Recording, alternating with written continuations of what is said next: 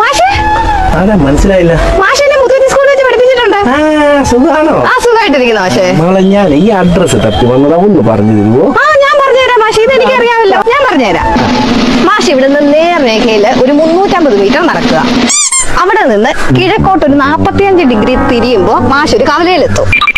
ആ കവലയുടെ പേര് എനിക്കറിയത്തില്ല, അതുകൊണ്ട് ആ കവലയെ നമുക്ക് എക്സ് എന്ന് വിളിക്കാം. ആ കവലയിൽ നിന്ന് 2 വഴികളുണ്ട് സാമാന്തരികമായി, ഒരു വൈയും ഒരു സെഡും. അതിൽ ഇസഡ് എന്ന വഴി കൂടെ ഒരു 2 മിനിറ്റ് നടന്നു കഴിയുമ്പോഴത്തേനും ലംബമായി നടന്നു കഴിയുമ്പോഴത്തേനും സാറൊരു സമഭുജ സാമാന്തരികത്തിലെത്തും. അവിടെ നിന്നുകൊണ്ട് പൈതഗോറസ് തിയറി ഇല്ലേ, കർണ സ്ക്വയർ, ലംബം സ്ക്വയർ, അത് തന്നെ ആ തിയറി അങ്ങോട്ട് അപ്ലൈ ചെയ്യുവാണെങ്കിൽ സാറ് പറഞ്ഞ് ഈ സ്ഥലത്തെത്താം. പിന്നെ സാറ് നടക്കുമ്പോൾ ഒരു ആവറേജ് സ്പീഡ് അങ്ങോട്ട് മെയിൻറ്റെയിൻ ചെയ്തുകൊണ്ട് നടക്കുവാണെന്നുണ്ടെങ്കിൽ സൂര്യൻ ഉച്ചസ്ഥായിയിൽ എത്തുന്നതിന് മുമ്പ് സാറിന്റെ ഉദ്ദിഷ്ട സ്ഥലത്തെത്താം. അത് മനസ്സിലായില്ല. അയ്യോ, അത് സാറിനുള്ളതല്ല, മലയാളം ടീച്ചറിന് വേണ്ടി നോക്കി വെച്ചതായിരുന്നു.